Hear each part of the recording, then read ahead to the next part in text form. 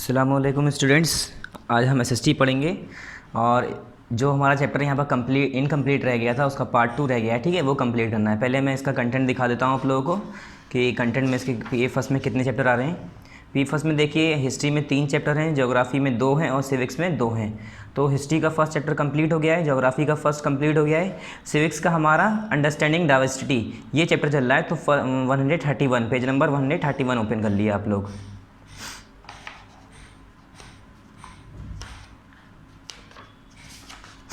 तो यहाँ पर पेज नंबर 131 इसमें हम पार्ट फर्स्ट यहाँ तक कंप्लीट कर चुके थे। ठीक है, यहाँ तक हम पार्ट फर्स्ट कंप्लीट कर चुके थे। अब हमें पार्ट 2 में स्टार्ट करना है। आज जो हम स्टार्ट करेंगे केरला से स्टार्ट करेंगे। ठीक है, पेज नंबर 134 ये हम पार्ट फर्स्ट में यहाँ पर कंप्लीट कर चुके थे। यहाँ तक चैप्टर लद्दाख की स्टडी करी थी ना हमने। देखिए यहाँ पर हमने किसकी स्टडी करी थी, लद्दाख की स्टडी करी थी। ये हमने पूरा यहाँ तक पार्ट फर्स्ट में कंप्लीट कर लिया था। और आज जो स्टार्ट करेंगे हम पार्ट 2 केरला से स्टार्ट होगा। तो स्टार्ट करते हैं यहाँ पर केरला स्टेट के बारे में हम यहाँ पर बताया गया है। पहले हमने लद्दाख के बारे में पढ़ा था और अब पढ़ेंगे हम केरला के बारे में। यहाँ पर आप लिख लिए चाहे पार्ट 2। ठीक है, यहाँ पर भी लिख लीजिएगा पार्ट फर्स्ट कंप्लीटेड। अब स्टार्ट करते हैं। Kerala is located in the south west coast of India. Kerala कहाँ पर है, पहले ही जगह बता रहे हैं। केरला कहाँ पर है, south west coast of India, India के साउथ वेस्ट कोस्ट में। देखिए यहाँ पर दिया है, ये कौन सा हिस्सा है, ईस्ट वेस्ट नॉर्थ साउथ। ये साउथ है और लेफ्ट साइड क्या है, वेस्ट। ठीक है, ये क्या है, वेस्ट है ना, ईस्ट वेस्ट नॉर्थ साउथ। तो साउथ में नहीं है बिल्कुल, ये साउथ और थोड़ा सा वेस्ट में है, मतलब इस साइड है। तो साउथ और वेस्ट वाले डायरेक्शन में आ गया। मतलब साउथ और वेस्ट के बीच का डायरेक्शन क्या होता है, साउथ वेस्ट। तो केरला कहाँ पर है, साउथ वेस्ट में आता है। It is also known as the state of back water. और इसे किस नाम से भी जाना जाता है, स्टेट ऑफ बैक वाटर्स। ठीक है, state of back waters. The state cover an area of 38,863। ठीक है, कितना कवर करता है इसका एरिया, स्टेट जो है कितना एरिया कवर करता है इसका, 38,863 स्क्वायर किलोमीटर। इतना जो है एरिया इसका जो स्टेट जो है ये केरला स्टेट इतना कवर करता है इंडिया के अंदर।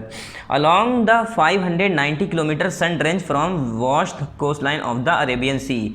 और जो 590 किलोमीटर सन रेंज ये कहते हैं कि सूरज से मतलब ये कितना कवर करता है। ठीक है, सूरज की रोशनी कितनी कवर होती है ये समझ लिए पूरी तरह से। इसमें 590 किलोमीटर्स तक सन रेंज जिसमें पड़ती है। कहाँ से, vast coast line of the Arabian sea से। ठीक है, the state of Kerala drives its name from the Malayalam word kera meaning the coconut palm and alam meaning the place. अभी कह रहे हैं जो स्टेट केरला जो ड्राइव हुआ है नाम, इसका नाम कहाँ से ड्राइव हुआ है, मलयालम वर्ड से। इसका नाम मतलब क्या, वर्ड क्या है वो केरा। केरा का मतलब होता है कोकोनट पाम। ठीक है, कोकोनट पाम जो केरा वर्ड है इसका मतलब होता है कोकोनट पाम। ये किसका वर्ड है, मलयालम वर्ड है। और मलयालम वर्ड से नाम बनाया गया है केरला। और आलम का मतलब होता है आलम मीनिंग द प्लेस। आलम का मतलब होता है जगह। ठीक है, According to the geographical features, the state can be divided into hills and valleys, midland, plains and coastal belts. अगर जोग्राफिकल फीचर्स के हिसाब से देखें कि हम अगर जोग्राफी स्टडी करें उसकी, तो उसमें केरला को हम कितने हिस्सों में डिवाइड कर सकते हैं, हिल्स में, वैलीज़ में, मिडलैंड में और प्लेन्स में और कोस्टल बेल्ट में। ये सारी चीज़ें कहाँ पर है, केरला में है। ठीक है, there are 41 best flowing big and small rivers, west flowing. ठीक है, and flowing toward the Arabian sea. इसमें कितनी है, 41 वेस्ट से फ्लो करती हुई बहती हुई बड़ी और छोटी नदियां हैं जो कि कहाँ पर बहती है, अरेबियन सी की तरफ बहती हैं। ठीक है, अरेबियन सी की तरफ, यानी यहाँ से बहती हैं केरला से वेस्ट से अरेबियन सी की तरफ। ठीक है, these tributaries of the Kaveri originate in Kerala. 3 tributaries of Kaveri originate in Kerala and flow east toward neighbouring states. अभी कह रहे हैं जो ट्रिब्यूटरी जो उसकी है कावेरी नदी की, वो कहाँ से होती है, केरला से ही ओरिजिनेट होती है, शुरू होती है। और कहाँ पर उगती है, नेबरिंग स्टेट्स में उगती है। जैसे कोची में, Kochi the commercial capital of Kerala. ये कोची क्या है, कमर्शियल कैपिटल है केरला की। ठीक है, ये क्या कह रहे थे, यहाँ पर जो ट्रिब्यूटरीज हैं कावेरी की वो कहाँ से निकलती है, केरला से, और वो अपने नेबरिंग कंट्रीज़ में मतलब उसके जो पड़ोसी कंट्रीज़ हैं उसमें बहती है। उसके बाद Kochi the commercial capital of Kerala is known as the queen of the Arabian sea. और जो कोची है जिसे हम कमर्शियल कैपिटल मानते हैं केरला की, वो किस नाम से जाने आती है? Queen of the Arabian Sea के नाम से। ठीक है, किस नाम से? Kochi the commercial capital of Kerala is known as the queen of the Arabian Sea. Queen माना जाता है queen of the Arabian Sea. ठीक है, next page number 135। The area available for cultivation in Kerala is about 74%। ये कह रहे हैं जो केरला के अंदर जो कल्टीवेशन के लिए, खेती बाड़ी के लिए जो जगह है मौजूद है, वो जगह मौजूद है, वो कितनी है? 74%। ठीक है, 74% एरिया जो है वो किसके लिए है केरला में? सिर्फ और सिर्फ कल्टीवेशन के लिए, यानी खेती बाड़ी ज़्यादा होती है। Kerala is a major producer of coconut, rubber, pepper, cardamom, cocoa, cashew, arecanut, sugar cane, coffee, tea, ginger, nutmeg, cinnamon, cloves etcetera. ये सारी क्या हैं? ये प्रोडक्ट्स हैं जो कि वहाँ पर उगाए जाते हैं, जो कि प्रोडक्ट प्रोड्यूस की जाते हैं। ठीक है, जिसकी खेती होती है। In the ancient time Kerala was very popular among the traders due to cultivation of spices. पुराने ज़माने में, एंशिएंट टाइम की बात करें, जब ट्रेडिंग्स होती थी, दुनिया भर के लोग आते थे, ट्रेडर्स आते थे। ठीक है, तो उस ज़माने की बात करें अगर, तो अपनी कल्टीवेशन ऑफ स्पाइसेस के लिए, मतलब जो मसालों की कल्टीवेशन होती थी, उसके लिए बहुत अच्छी पॉपुलर कंट्रीज़ में नाम आता था इसका, इसमें केरला का एशियन टाइम में। क्यों? क्योंकि इसमें मसाले जो है बहुत ज़्यादा और अच्छे अमाउंट में पाए जाते थे, तो जिस वजह से इधर उधर के ट्रेडर्स आते थे और यहाँ पर आके स्पाइसेस खरीदते थे। It is said that Jewish and Arab traders were the first to come here. और ये कहा जाता है जो ज्यूइश और अरब ट्रेडर थे वो सबसे पहले यहाँ पर आए थे। ठीक है, ज्यूइश और अरब से जो लोग आए थे वो कौन थे? यहाँ पर पहले ट्रेडर्स थे। The apostle of Christ ST. Thomas is believe to have come here nearly 2000 years ago. Apostle मतलब क्या होता है? एंजल या देवदूत। जो क्रिश्चियन जो कमेटी होती है, क्रिश्चियन जो वो है रिलीजन, उनके जो अपोस्टल हैं, उनके जो एंजल हैं, सेंट थॉमस एंजल थे, मतलब सेंट थॉमस, जो कि ये माना जाता है वो जो है 2000 साल पहले आए थे लगभग। He brought Christianity to Kerala in anno domini 57। मतलब ये कह रहे हैं जो ये क्रिश्चियनिटी ब्रॉड करके लाए थे, मतलब ब्रॉड करी थी इन्होंने, क्रिश्चियनिटी लाए थे, ब्रॉड मतलब लाना। He brought Christianity to Kerala in AD 57। Kerala के अंदर ये क्रिश्चियनिटी लाए AD 57 में। ठीक है, फिर क्या है? Sorry, an Arab traveller Ibn Battuta, ठीक है, travel to India in 1333 to 1334। एक अरब से ट्रेवलर आया था, मतलब घूमने वाला एक शख्स आया जिसका नाम क्या था? Ibn Battuta. इंडिया के अंदर उसने 1333 से 1334 तक सफ़र किया। ठीक है, he wrote a travelogue in which he describe the lifes of Muslim who were a highly respectable community at that time. इन्होंने क्या किया? ट्रेवलॉग लिखा, मतलब जो भी इन्होंने सफ़र किया, जहाँ जहाँ गए उसके बारे में इन्होंने अपने रिकॉर्ड बनाए। ठीक है, उन्होंने उस सब चीज़ों के बारे में, जहाँ जहाँ गए, जो जो चीज़ें देखी, नोटिस की, वो सब लिखा, अपने सफ़र के बारे में लिखा।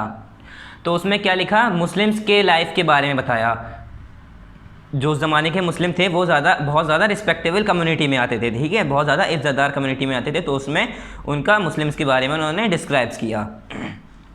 The Portuguese discovered the sea route to India from Europe when Vasco da Gama landed with his ship in Kerala।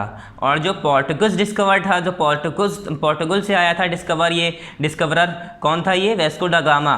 ये कहाँ से आया था? सी रूट से आया था, मतलब समुद्री इलाके से आया था इंडिया के अंदर, यूरोप से। ठीक है, अपने जहाज़ से केरला के अंदर आके इसने लैंड किया था, समुद्री इलाके से आया था। Kerala contributes a major share of sea fish production in the country. और जो केरला है वो major fish production of the country में जो है आता है। जैसे कि सबसे ज़्यादा मतलब यहाँ पर फिश प्रोडक्शन होती है, ज़्यादातर यहाँ पर क्या है? फिशिंग भी यहाँ पर मेजर ऑक्यूपेशन है एक तरह का। The fishing nets used here look exactly like the Chinese fishing nets and are called cheena vala. ठीक है, चीन वाला, ये चीन वाला या चीना वाला जो भी लिखा है इन्होंने।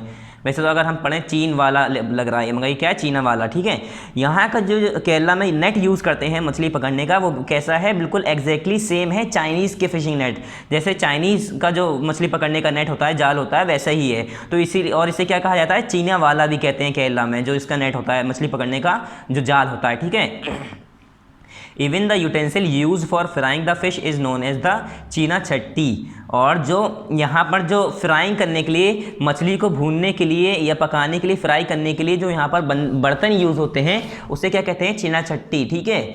इन these words the word used cheena means China. It is believed, और ये बिलीव किया जाता है, ये यकीन है या भरोसा करा जाता है कि ये जो वर्ड चीना यूज़ करते हैं केरला वाले, ये वर्ड चीना का मतलब बताते हैं चाइना, यानी ये चाइना वर्ड को जो है चीना वर्ड से कहते हैं। ठीक है। अब वो कैसे कहते हैं? क्योंकि जो है यहाँ से ट्रेडर्स आए थे, अभी आगे बात होगी। ठीक है। Climatic condition and fertility of the soil are ideal for paddy cultivation. अब यहाँ की जो क्लाइमेटिक कंडीशन है और जो फर्टिलिटी है सॉइल की, उसके हिसाब से यहाँ पर पैडी कल्टीवेशन बहुत ज़्यादा आइडियल है। आराम से यहाँ पर हम पैडी कल्टीवेट कर सकते हैं। So rice is the important food crop, तो इसलिए यहाँ पर राइस जो है, चावल जो है, यहाँ पर बहुत ज़्यादा इंपॉर्टेंट फूड क्रॉप है। ठीक है। Many varieties of fruit crops are also grown in the state like banana. और भी डिफरेंट तरह की क्रॉप्स यहाँ पर उगती हैं, जैसे कि banana, pineapple, mango and jack fruits. ठीक है। The staple food of the Kerala people are fish, rice and vegetable. और यहाँ पर जो नॉर्मल खाना है, जो स्टेपल फूड्स है, मतलब ज़्यादातर जो खाया जाता है, कौन सा है केरला में? फिश, राइस और वेजिटेबल। ठीक है। सब्जियाँ, मछली और चावल, ये यहाँ का नॉर्मल फूड है, स्टेपल फूड है। Kerala is the home of many colourful festivals. अब जो केरला है वो क्या माना जाता है? बहुत ज़्यादा कलरफुल फेस्टिवल्स का घर माना जाता है, मतलब यहाँ पर डिफरेंट फेस्टिवल्स सेलिब्रेट किए जाते हैं। Most of them have a religious fervour inspired by Hindu mythology. और यहाँ पर कुछ इसमें से जो मतलब जो सेलिब्रेट किए जाते हैं, जो फेस्टिवल मनाए जाते हैं, उसमें से कुछ फेस्टिवल जो है अगर देखा जाए तो हिंदू माइथोलॉजी से क्या करते हैं? इंस्पायर्ड हैं, जो कि रिलीजियस फेस्टिवल हैं। However people of Kerala practice different religion such as Islam, Judaism, Buddhism and Christianity. और ये बता रहे हैं यहाँ पर कौन कौन से रिलीजियंस हैं फॉलो की जाते हैं? इस्लाम, जुडाइज्म और हिंदू, बुद्धिज्म एंड क्रिश्चियनिटी। ठीक है। ये 3-4 इस्लाम वो हैं रिलीजन्स जो यहाँ पर फॉलो किए जाते हैं। Onam is the most famous Kerala festival. और ओनम जो है ये एक बहुत ज़्यादा फेमस है केरला का फेस्टिवल। ठीक है। फेमस फेस्टिवल है केरला का। It coincides with the harvest season. और ये कब होता है? हार्वेस्ट सीजन में, जब फसल काट रहे होते हैं। द वल्लम कली और snake boat race is typical of Kerala. और जो वल्लम कली जो होता है त्यौहार, यानी स्नेक बोट रेस होती है, जो नाव की रेस होती है, आगे सांप की तरह बना होता है नाव का मुंह। ठीक है। स्नेक बोट रेस कहते हैं उसे। ये क्या है? टिपिकल ऑफ केरला, मतलब ये बहुत ज़्यादा मनाई जाती है, ये बहुत मशहूर रेस है। ठीक है। ये एक तरह का फेस्टिवल है इनका, जो सेलिब्रेट करते हैं ये लोग। As we have seen now, Kerala and Ladakh, the two regions of India situated on the two ends of India. अब ये कह रहे हैं, जैसे हमने देखा केरला और लद्दाख जो कि 2 रीजन हैं, इंडिया के 2 स्टेट हैं, एक जो है इस कोने पे तो एक इस कोने पे, दोनों एंड्स की बात कर रहे हैं हम इंडिया के। ठीक है। एक क्या है? केरला, और एक क्या है? लद्दाख। तो ये क्या कह रहे हैं कि केरला और लद्दाख की हम बात कर रहे हैं, जो कि इंडिया के 2 एंड्स में आते हैं। लद्दाख बिल्कुल टॉप पर है नॉर्थ में, तो केरला कहाँ पर है? हमारा साउथ में। तो वही करें, Ladakh is in the north while Kerala is in the south tip of the India. ठीक है। But their culture influences and history is almost the same. तो कह रहे हैं मगर इनका कल्चर जो है इन्फ्लुएंस है, मतलब काफ़ी हद तक एक दूसरे से इन्फ्लुएंस्ड है, मतलब मैच करता है। ये कह लिए दोनों को ही कल्चर इसी तरह से आया है, या डाइवर्सिटी इसी तरह से पाई गई है। इधर उधर से वहाँ पर भी ट्रेडर्स आ रहे हैं, वहाँ पर भी ट्रेडर्स आ रहे हैं, मगर history is almost the same. और इनकी जो हिस्ट्री है वो ऑलमोस्ट सेम है, लगभग सेम है। Both regions were influenced by foreign traders. और सेम कैसे हिस्ट्री इनकी कि दोनों ही रीजन जो है इन्फ्लुएंस्ड हैं फॉरेन ट्रेडर से, लाइक चाइनीज़ एंड अरब। जैसे वहाँ पर कौन से आए? चाइनीज़ आए थे ट्रेडर्स। यहाँ पर कौन आए? अरब अरेबियन जो लोग थे वो आए ट्रेडर्स। कहाँ पर? केरला में। ठीक है। It is the geographical features and suitable climate that contribute a lot of the cultivation of the spices in Kerala.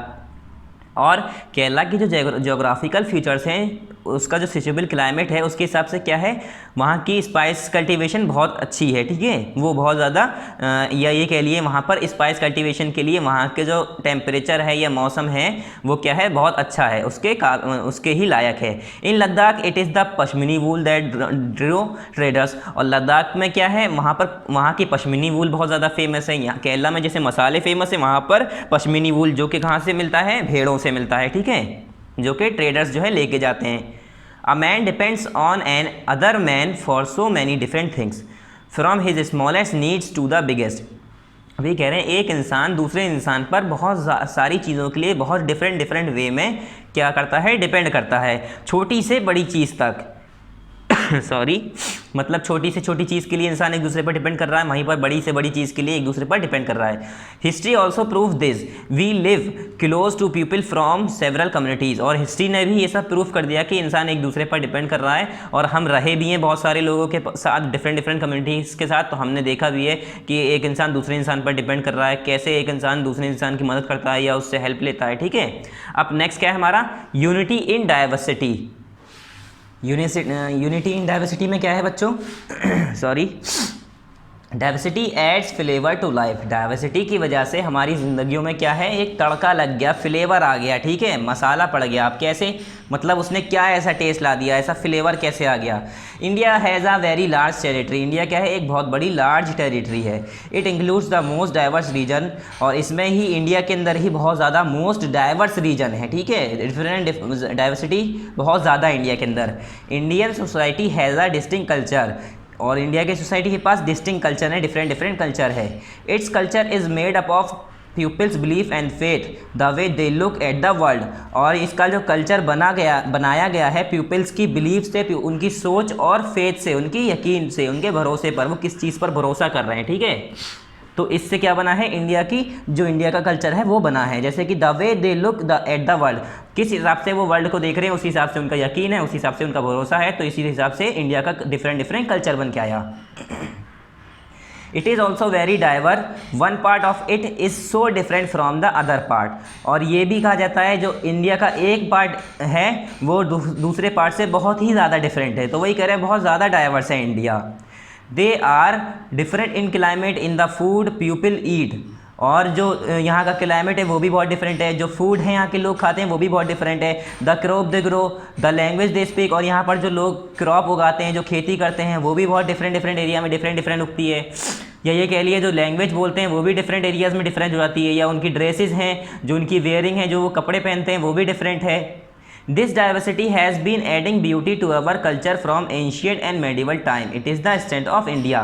तो यही कह रहे हैं, यही डाइवर्सिटी की वजह से क्या है, हमारे हिंदुस्तान में बहुत तरह की खूबसूरती है कि हमें डिफरेंट टाइप्स की डिशेस पता चल गई, हमें डिफरेंट टाइप्स की वेजिटेबल्स, फूड, और डिफरेंट टाइप्स की ड्रेस के बारे में पता है, मतलब डिफरेंट कल्चर के बारे में पता है। हम चाहें कोई सा भी कल्चर यूज़ कर सकते हैं, मतलब जो हमें जिसमें बिलीफ है। तो वही करें, इंडिया एक बहुत ज़्यादा डाइवर्स कंट्री है इसीलिए, और इसी की वजह से इंडिया के अंदर खूबसूरती आई है। ठीक है, एंशियंट टाइम से ही और मेडिवल टाइम से, मतलब ये एंशियंट टाइम से ही है। ठीक है, it is the strength of India, और यही इंडिया की ताकत है। क्या इंडिया की ताकत है, उसकी diversity. India had long been united in many ways, और ये कह रहे हैं इंडिया जो है बहुत तरह से मैनी वेज में यूनाइट हुआ है कई बार। वैसे तो इंडिया क्या है, एक यूनाइटेड स्टेट है, यूनाइटेड कंट्री है। इंडिया एक क्या है, यूनाइटेड कंट्री है। यूनाइट मतलब एकता है उसमें। ठीक है, during the British rule many man and women took part in the freedom struggle of India. जब ब्रिटिश रूल था, जब अंग्रेज़ों का राज था, तब क्या था, बहुत सारे हिंदुस्तानी आदमी और औरतों ने हिस्सा लिया, और क्या किया, फ्रीडम स्ट्रगल में हिस्सा लिया। क्या किया, मतलब फ्रीडम, आज़ादी की जद्दोजहद की, लड़ाई में, आज़ादी की लड़ाई में हिस्सा लिया और आगे बढ़े। They belong to different religions, culture and region, और यहाँ तक कि वो अलग अलग मज़हब के, अलग अलग कल्चर और अलग अलग रीजन के थे, अलग अलग जगह के थे। मगर but they work together for a single aim to free India, मगर उनका एक मकसद था। ठीक है, वो डिफरेंट सोसाइटी के, डिफरेंट कल्चर के, डिफरेंट रीजन के थे, मगर उनका मकसद सिर्फ एक था कि हमें अपने इंडिया को आज़ाद कराना है अंग्रेज़ों से। ठीक है, man and women decided in joint action, और मैन और वहाँ के आदमी और औरत जो जितने भी लोग थे, उन्होंने क्या किया, जॉइंट एक्शन डिसाइड किया। ठीक है, कि एक साथ, एकता के साथ हम जो है एक्शन लेंगे। They went to jail together, यहाँ तक कि वो एक साथ जेल भी गए। And they found different ways to oppose the British, और डिफरेंट वेज, डिफरेंट तरीके उन्होंने हासिल किए, फाइंड किए, ढूंढे कि किस तरह हम जो है ब्रिटिश को अपोज कर पाएँ, किस तरह यहाँ से भगा पाएँ। British India was the first important colony, और जो ब्रिटिश इंडिया है वो क्या है, इंडिया इम्पॉर्टेंट कॉलोनी है बहुत ज़्यादा। कैसे, they wanted to exploit India as much as possible, वो चाहते थे कि इंडिया को इतनी बुरी तरह से एक्सप्लॉइट कर पाएँ, मतलब जितना हो सके उतना ज़्यादा एक्सप्लॉइट कर दें इंडिया को। Interestingly the British thought that they could divide Indians on one pretext और द अदर, और वो ये सोचते थे कि ब्रिटिश जो है वो ये सोचते थे कि इंडिया को बर्बाद करने का या इंडिया पे कब्ज़ा करने का एक ही तरीका है, यहाँ के जो लोग हैं उन्हें जो है डिफरेंट जो कम्युनिटी के डिफरेंट रिलीजन्स के लोग हैं उन्हें क्या करें, अलग कर दें, ठीक है, उनमें आपस में ही लड़ाई करा दें। By doing this they thought they would continue to rule, और ये करके ये क्या सोचते थे कि हम यहाँ पर हुकूमत करते रहेंगे। इस हिसाब से जब आपस में हम डिफरेंट रिलीजन के लोगों को लड़वा देंगे तो वो आपस में ही लड़ते रहेंगे और अपने आप को वो अच्छा दिखाना चाह रहे थे। तो इस हिसाब से वो चाह रहे थे कि अगर हम इन्हें आपस में लड़वा देंगे तो इनकी जो एकता है, जो इनकी ताकत है, ये इतने सारे हैं, अगर मैं आपस में लड़वा दूंगा या इन्हें अंग्रेज़ लड़वा देंगे तो क्या होगा, ये कमज़ोर हो जाएंगे, ठीक है, सब एक साथ तो रहेंगे नहीं, तो हमें जो है फ़ायदा होगा। तो इसलिए चाह रहे थे हमें आपस में लड़वा दें कि हमारा यहाँ पर रूल हो जाए, अपनी हुकूमत चलती रहे। But the people showed how they could be different and yet be united in their battle against the British. मगर वहाँ के लोगों ने यूनिटी शो करी, एकता शो करी और उन्हें अंग्रेज़ों को जाहिर किया कि हम जो है एक हैं, हमें कोई अलग नहीं कर सकता हिंदुस्तानियों को, और लड़ाइयों में हिस्सा लिया अगेंस्ट ब्रिटिश के खिलाफ, ठीक है, अंग्रेज़ों के खिलाफ। It was the common feeling of all Indians that British rule was unjust, और ये जो कॉमन फीलिंग थी सभी इंडियन की, ये एक सी फीलिंग थी बराबर, सभी इंडियन ये सोचते थे कि ब्रिटिश रूल जो है, जो अंग्रेज़ों का रूल है, अंग्रेज़ी हुकूमत है, ये अनजस्ट है, ठीक है, ये कोई जस्टिस नहीं करता है, ठीक है, ये क्या करता है, अनजस्टिस करता है। It was unjust because know people should rule other, और वो अनजस्ट क्यों था, क्योंकि दूसरा पीपल किसी दूसरे पे हमारे, जैसे कि कहीं और का इंसान आके हमारे ऊपर हुकूमत नहीं कर सकता, तो इंडिया वाले लोग कहते थे ये बाहर का, ये हमारे ऊपर हुकूमत कैसे कर सकता है, तो ये हमारे खिलाफ है, ठीक है, ये अनजस्ट है। It was not just the feeling of all India that the British should be force to go and leave the government of India. वही कह रहे हैं कि ये खाली एक फीलिंग नहीं थी इंडियंस की कि खाली ब्रिटिश यहाँ से धक्का मार के भगा दिए जाएं किसी तरह और लीव कर दें गवर्नमेंट ऑफ इंडिया, इंडिया की गवर्नमेंट को छोड़ के चले जाएं। They thought of this because they also felt that all Indians were one nation. वो इंडियन इसलिए सोचते थे ये सब क्योंकि हम इंडियन सब एक हैं और हमारा हक है इंडिया पे, ठीक है, कोई बाहर का आके हुकूमत नहीं कर सकता, इसलिए ये कह सकते थे कि यहाँ से हम लोग इंडियंस इनसे फ्री हो जाएं, हमारा नेशन जो है इससे फ्री हो जाए। Political life divided the people but culture and customs United the Indian. अब ये करें जो पॉलिटिकल लाइफ है, जो ये हुकूमतों की लाइफ है, हुकूमती लाइफ है, पॉलिटिकल लाइफ है, ये कह लिए कि ये इससे क्या होता है, डिवीज़न होता है पीपल के अंदर, डिवाइड द पीपल। मगर कल्चर और कलर कस्टम इससे क्या होता है, इंडिया जो है यूनाइट होता है, ठीक है, एकता बढ़ती है इन सब चीज़ों से। इसीलिए इंडिया की डाइवर्सिटी की वजह से इंडिया डाइवर्स कंट्री है, तो इसीलिए ज़्यादातर इंडिया के अंदर इंडिया एक यूनाइट कंट्री में आता है, ठीक है। During the incidents of Jallianwala Bagh massacre. अब जलियनवाला बाग मैसेकियर क्या है, जलियनवाला बाग मैसेकियर के इंसिडेंट, उसके हादसे के बारे में बता रहे हैं। The British army officer general Dyer on Baisakhi day, जब बैसाखी डे था तो क्या हुआ, 13 अप्रैल 1919 में जलियनवाला बाग में मैसेकियर। जलियनवाला बाग एक बहुत बड़ा जगह थी, ग्राउंड था या बाग कह लिए। वहाँ क्या हुआ, ब्रिटिश आर्मी ऑफिसर था जनरल डायर, उसने क्या किया, open fire without a warning on the unarmed protester Hindu, Sikhs and Muslims. क्या हुआ, वहाँ पर जो है बिना निहत्ते जो प्रोटेस्टर थे, जो खिलाफ जैसे जो प्रोटेस्ट कर रहे थे, हिंदू, सिख और मुस्लिम जो थे वहाँ पर प्रोटेस्ट कर रहे थे, ठीक है, अंग्रेज़ों के खिलाफ थे, खड़े हुए थे, वो उनके पास ना कोई हथियार था, बिना हथियार के थे, वो निहत्ते थे। क्या हुआ, उस पर उन लोगों पे जनरल डायर ने ओपन कर दी फायर, ठीक है, गोलियां बरसाना शुरू कर दी, उन्हें मारना शुरू कर दिया। The women and man from different culture, religious and regional background were united together to fight against the British rule. और जो वहाँ के लोग थे सब, वो जो है डिफरेंट रिलीजन के, डिफरेंट रीजनल बैकग्राउंड के थे, और वो सब इकट्ठा हुए कि हम जो है ब्रिटिश रूल के खिलाफ, ब्रिटिश हुकूमत के, अंग्रेज़ी हुकूमत के खिलाफ लड़ेंगे। दे work together against the britisher, और उन सब ने एक साथ काम किया ब्रिटिशर्स के अगेंस्ट, ठीक है, ब्रिटिशर्स के खिलाफ। They went to jail together, और वो जेल भी एक साथ गए। And found different ways to protest against the British rule of India, और जेल भी एक साथ गए और एक ही साथ वो जो है सब डिफरेंट डिफरेंट ये के लिए ब्रिटिश रूल को हटाने के लिए, प्रोटेस्ट करने के लिए डिफरेंट डिफरेंट वेज उन्होंने तलाशे, डिफरेंट डिफरेंट ज़रिए या रास्ते निकाले। और songs and symbols that emerge during the freedom struggle serve as a constant reminder of our country's rich tradition of respect for diversity. और जो सॉन्ग्स हैं या सिम्बल्स हैं जो कि आज फ्रीडम स्ट्रगल को सर्व करता है, जाहिर करता है, वो क्या बताता है हमें, किस चीज़ की याद दिलाता है, हमारे कंट्री की, हमारे देश की रिच ट्रेडिशन को। ठीक है, बहुत बेहतरीन और अमीर कल्चर, हमारा जो रिच ट्रेडिशन है, जो सबसे बेहतर ट्रेडिशन है ऑफ रिस्पेक्ट ऑफ डाइवर्सिटी, हमारे डाइवर्सिटी की रिस्पेक्ट, हमारे डाइवर्सिटी की इज्जत को बताता है। ठीक है, जो फ्रीडम फाइटर्स थे वो different different culture, different different religion के थे, तब भी उन्होंने एक साथ मिलकर काम किया। तो ये बताता है कि इंडिया डाइवर्स होने के साथ साथ यूनाइटेड भी है। डाइवर्स का मतलब वो डिफरेंट डिफरेंट लोग, different different culture, different different मज़हब, ठीक है, डिफरेंट डिफरेंट प्रैक्टिसेस, उसके बावजूद इंडिया जो है यूनाइटेड कंट्री में आता है। ठीक है, when we think of Surendra Nath Banerjee, जब हम अब कुछ एग्जाम्पल दिए जैसे सुरेंद्र नाथ बन्नेर जी, अब बंगाली, और Gokhale Marathi, Gandhi ji from Gujarat, Rajagopalachari from Tamil Nadu, we instinctively think of them as leader of our national movement. हम इन लोगों के बारे में जानते हैं, ये कौन हैं, हमारे नेशनल लीडर्स रह चुके हैं, हमारे नेशनल मूवमेंट्स के लीडर्स हैं ये लोग, जिन्होंने हमारे आज़ादी के लिए लड़ाइयाँ लड़ी, जद्दोजहद किए। They were not the leaders of their particular communities, ये खाली अपनी किसी कम्युनिटी के लीडर नहीं थे, किसी जगह के लीडर नहीं थे।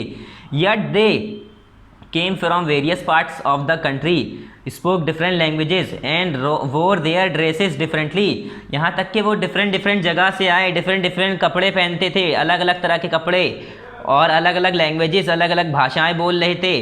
But that did not hinder them from working for the Indian freedom movement. मगर इन सब चीज़ों से इन्हें कोई रुकाव नहीं हुआ, ये इन सब चीज़ों से नहीं रुके कि ये तो दूसरी कल्चर का है, इसके तो कपड़े अलग हैं, मैं अलग कपड़े पहनता हूँ। ठीक है, इस सब चीज़ों से इन्हें कोई मतलब नहीं था। ये बस इन्हें क्या मतलब था कि हम सब इंडिया के हैं और हमें इंडिया को आज़ाद कराना है। तो इंडियन फ्रीडम मूवमेंट इन सब ने एक साथ काम किया।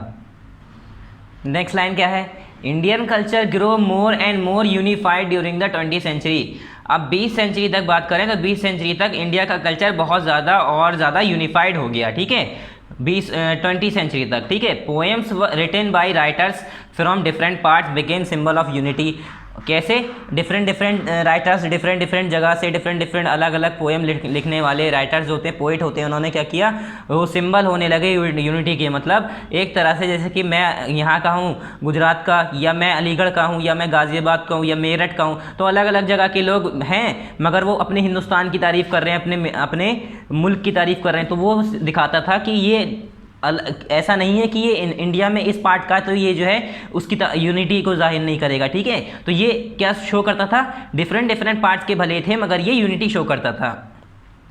सारे जहाँ से अच्छा जो हमारा सॉन्ग है, सारे जहाँ से अच्छा हिंदुस्तान हमारा, वॉज रिटन बाई इकबाल इन उर्दू। ये किसने लिखा है, अल्लामा इकबाल ने लिखा है, उर्दू में लिखा गया था। ठीक है, और जनगण मन जो लिखाया था वो किन्होंने लिखा था, इंडियाज़ नेशनल एंथम, इंडिया का जो नेशनल एंथम है वो किसने लिखा है, जनगण मन, बाई टैगोर इन बंगाली, जो बंगाली जो है बंगाली लैंग्वेज में इन्होंने लिखा था, रविंद्रनाथ टैगोर ने। ठीक है, रविंद्रनाथ टैगोर ने लिखा था ये इंडियन नेशनल एंथम जनगण मन।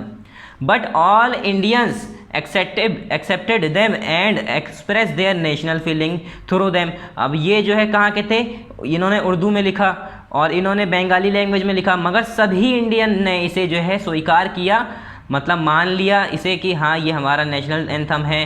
क्योंकि जो है ऐसा नहीं था कि इन्होंने इंडिया के लोगों ने कहा वो अरे हम तो गुजरात के, हमें गुजराती आती है, इन्होंने बंगाली में लिखा है, ऐसा कुछ नहीं। ये नेशनल एंथम था, तो यूनिटी को मानते हुए, अपने इंडियन को इंडिया के लोगों को इंडियन मानते हुए और सभी को यूनाइट मानते हुए इन्होंने सब ने ही ये चीज़ें एक्सेप्ट की। So the national movement united Indians not only in politics but also in culture। तो जो नेशनल मूवमेंट है वो खाली पॉलिटिक्स में ही नहीं, कल्चर में भी इंडिया को यूनाइट करता है। ठीक है, India's first prime minister Pandit Jawaharlal Nehru use the phrase unity in diversity. जो इंडिया के पहले प्राइम मिनिस्टर थे पंडित जवाहरलाल नेहरू, सबसे पहले प्राइम मिनिस्टर थे। कब बने ये, आज़ादी के बाद। ठीक है, 1947 के बाद। 1947 में जब पहले प्राइम मिनिस्टर पंडित जवाहरलाल नेहरू बने, तब इन्होंने एक फ्रेज दिया, एक ये line the, unity in diversity, diversity के अंदर यूनिटी। मतलब सबको पता था कि इंडिया के अंदर बाहर से इधर उधर से बहुत डिफरेंट जगह के लोग आए हैं, उसके बाद भी सब एक दूसरे के साथ बहुत प्यार मोहब्बत से रह रहे हैं, एकता से रह रहे हैं, भाईचारे के साथ रह रहे हैं। तो इसीलिए इन्होंने वर्ड यूज़ करा, ये फ्रेज यूज़ करा, यूनिटी इन डाइवर्सिटी। ठीक है, डाइवर्सिटी के अंदर unity. For the first time, पहली बार जब इन्होंने ये फ्रेज यूज़ किया था। ठीक है, ही placed much emphasis on the composite culture of the Indian people.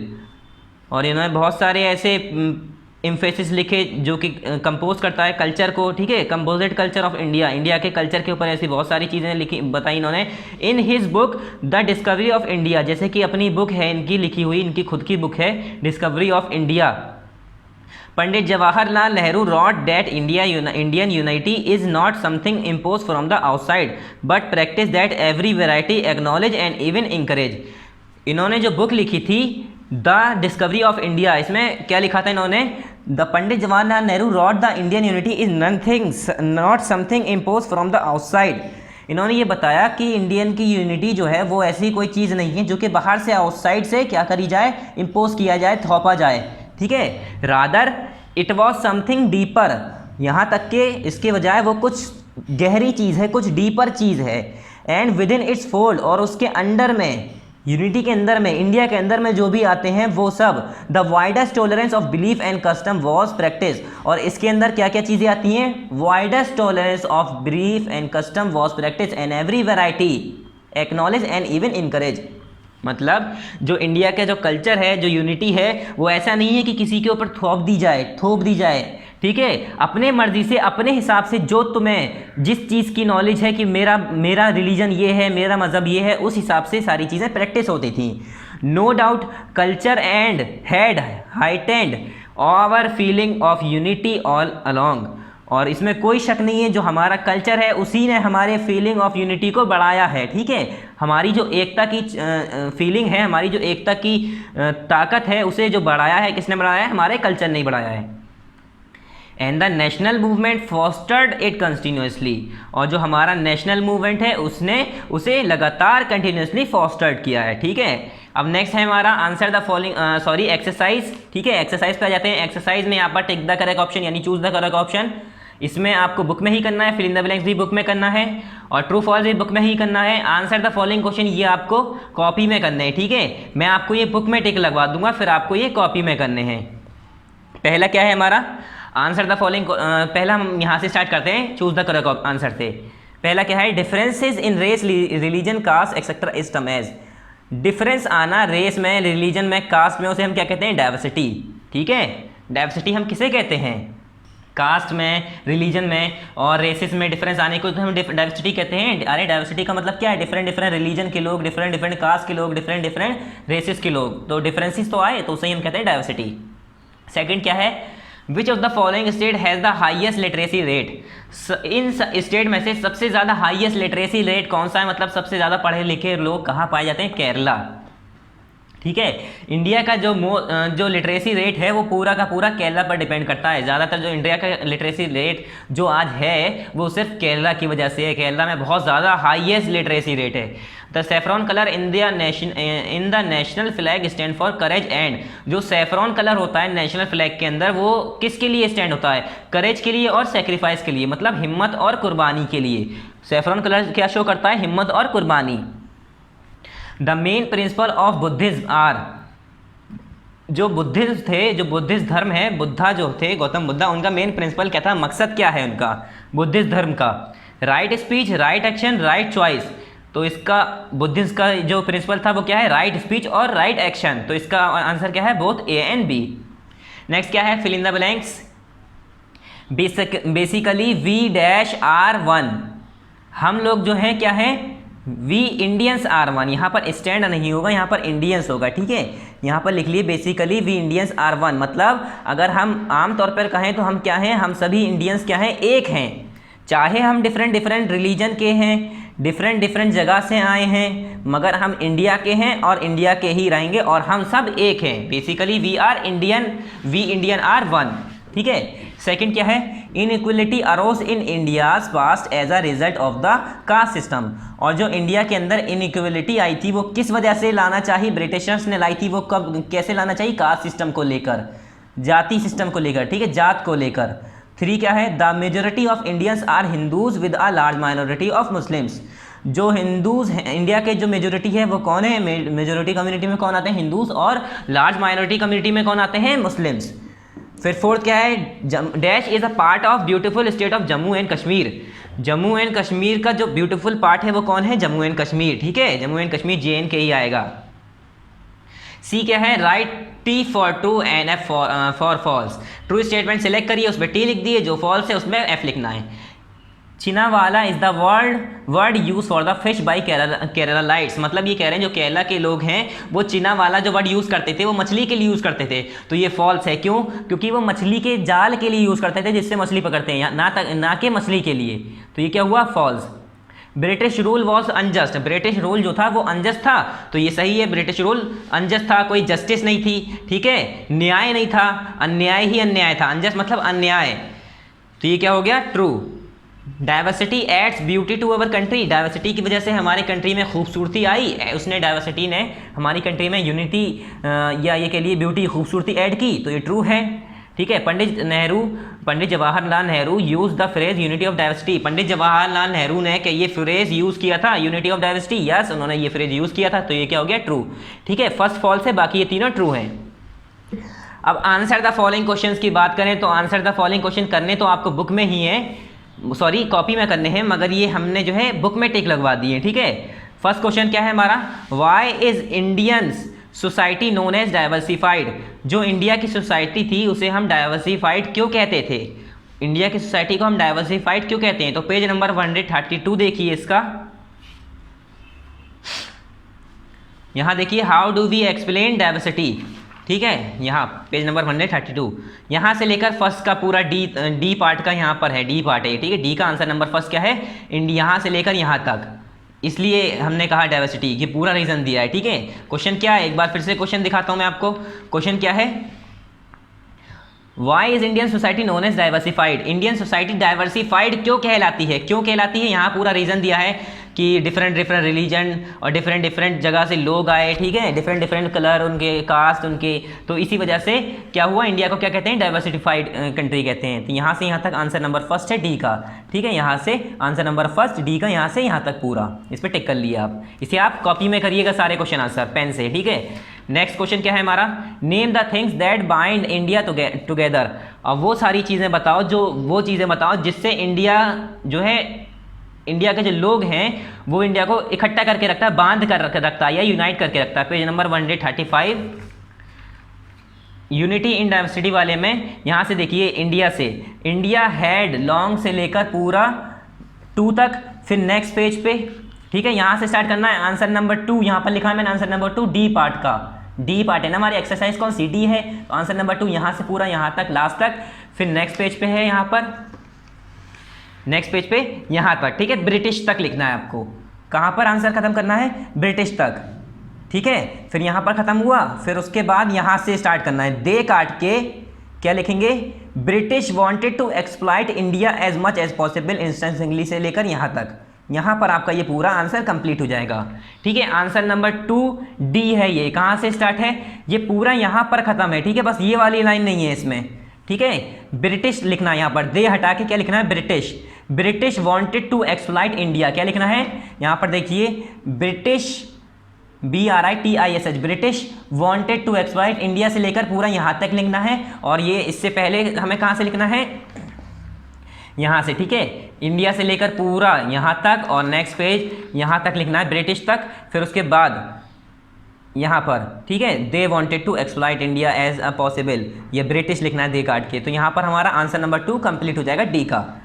Next क्या है हमारा, what was varna system do you think it is still in our society. अब ये हमारा क्वेश्चन बाहर से पूछा गया है, बुक में पढ़ाया नहीं गया है। वर्ना सिस्टम क्या है आपका, वर्ना सिस्टम क्या होता है, वर्ना सिस्टम में ये हिंदू सोसाइटी में पाया जाता है, हिंदू रिलीजन में पाया जाता है।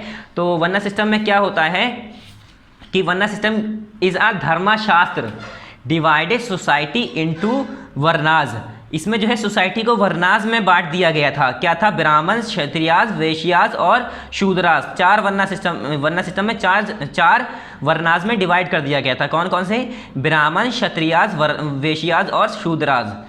और जो लोग इस सिस्टम से बाहर आते थे कि उनके बड़े ग्रीवियस यानी सीवियर गंभीर गुनाहों की वजह से जो इसके बाहर आ जाया करते थे, उन्हें क्या कर दिया करता था?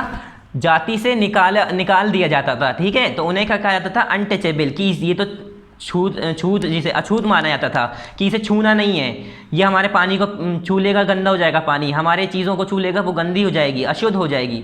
तो ये हिंदू सोसाइटी में था।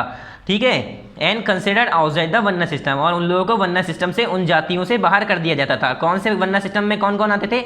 ब्राह्मण, क्षेत्रियास, वैश्यास और शूद्रास। ठीक है, इसमें से बाहर कर दिया जाता था। इसमें कौन आते थे? मेनली दलित आते थे, दलित। ठीक है, और ये फिर नेक्स्ट क्वेश्चन इसमें ही पूछा है, do you think it is still in our country?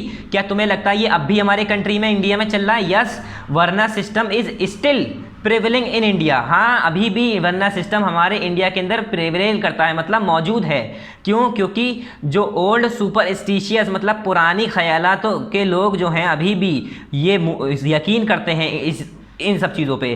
तो इसका आंसर तो बुक में मिलेगा नहीं आपको। ठीक है, तो मैंने ये कॉपी में इसका आंसर लिख लिया है, आप इसका स्क्रीनशॉट ले लिए। ठीक है, यहाँ से देखिए, ये मैंने यहाँ पर इस तरह से आपको लिखना है, chapter first, part first, understanding diversity, answer the following question.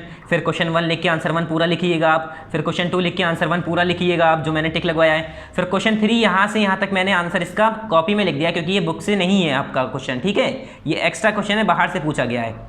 तो आप चाहे इसका स्क्रीनशॉट ले लिए, वरना वीडियो पॉज करके इसे लिख लीजिएगा। ठीक है, अब मैं इसे हटा रहा हूँ। ठीक है, अब नेक्स्ट क्वेश्चन देखते हैं। मैं हटा रहा हूँ क्वेश्चन 1 2 3। ठीक है, नेक्स्ट क्वेश्चन क्या है हमारा? ई का, answer the questions in detail. अब ये थोड़े बड़े होंगे क्वेश्चन, क्यों? क्योंकि ये डिटेल में आंसर पूछ रहा है, थोड़ी डिटेल में हमें इसकी जवाब देने पड़ेंगे। तो हमारा क्वेश्चन फर्स्ट क्या है? Describe unity in diversity in India. Diversity in India के अंदर डिस्क्राइब करना है हमें यूनिटी इन डाइवर्सिटी इंडिया के अंदर। तो इसका आंसर पीछे देखिए, यूनिटी इन डाइवर्सिटी में यहाँ पर ये पूरा है, यहाँ से यूनिटी इन डाइवर्सिटी का यहाँ से लेकर यहाँ तक। ठीक है, आंसर नंबर फर्स्ट यहाँ हमारा कंप्लीट है। ठीक है, आंसर नंबर फर्स्ट ई का, यहाँ से लेकर यहाँ तक है ये। ठीक है, आंसर नंबर फर्स्ट ई का। और ये अब नेक्स्ट क्या है? Right a short note on Kerala is the tropical paradise of India. अब केरला को जो है tropical paradise of India, India का ट्रॉपिकल पैराडाइज कहा जाता है। तो इसके केरला के ऊपर क्या लिखो? एक शॉर्ट नोट लिखो, मतलब केरला के बारे में हमें थोड़ा सा लिखना है। तो केरला वाला पार्ट खोलें, पेज नंबर 134। यहाँ देखिए, केरला से लेकर यहाँ से यहाँ तक पूरा लिखना है, क्योंकि हमें शॉर्ट नोट लिखना है इसके बारे में, इतना तो लिखना पड़ेगा हमें कुछ समझ में आए। ठीक है, तो यहाँ से है हमारा आंसर नंबर 2 है ये ई का। ठीक है, यहाँ पूरा है, यहाँ से यहाँ तक। कुछ आंसर तो ये और बड़ा होता, अभी केरला के बारे में बातें खत्म नहीं हुई हैं, बहुत सी इंपॉर्टेंट चीज़ें रह गई हैं, मगर मैंने थोड़ा छोटे ही लिखवाया है। ठीक है, यहाँ से यहाँ तक पूरा लिख लिया, आंसर नंबर 2 ई का। नेक्स्ट क्वेश्चन क्या है हमारा? Question number 3, compare and contrast between the life of people of Ladakh and Kerala. Kerala और लद्दाख के जो लोग थे उनके बीच में डिफरेंसेज या उनके बीच में कंट्रास्ट कीजिए कि उनकी ज़िंदगियाँ कैसी हैं। तो पेज नंबर 135 पे देखिए, as we have seen now Kerala and Ladakh से लेकर पूरा यहाँ तक, ये क्या हो गया? आंसर नंबर 3 ई का। ठीक है, ई एक्सरसाइज का क्या है? Answer number 3। तो ये हमारा पूरा चैप्टर कंप्लीट हो गया, जो कि पार्ट फर्स्ट हमने यहाँ तक कराया था, फिर पार्ट 2 केरला से लेकर हमने पूरी एक्सरसाइज कंप्लीट कर दी। तो ये 2 पार्ट में हमारा चैप्टर कंप्लीट हुआ है। ठीक है, अब ये एक्टिविटी है, ऐसे ही आप रीड कर लीजिएगा और आंसर देने की खुद अपने आप कोशिश करिएगा। ठीक है, ये कॉपी में नहीं करना है, बस हमें ये दोनों एक्सरसाइज कॉपी में करना है। ठीक है, डी और ई। इसका मैंने अभी व्हाट इज़ द वर्ण सिस्टम मैंने कॉपी दिखाई थी, वही आंसर है इसका पूरा आंसर। ठीक है, तो वो कॉपी में से अपनी कॉपी में कर लीजिएगा, कॉपी में सारे क्वेश्चन सारे आंसर लिखिएगा। ठीक है, तो आपकी यहाँ पर चैप्टर कंप्लीट होता है। थैंक यू, अस्सलाम वालेकुम।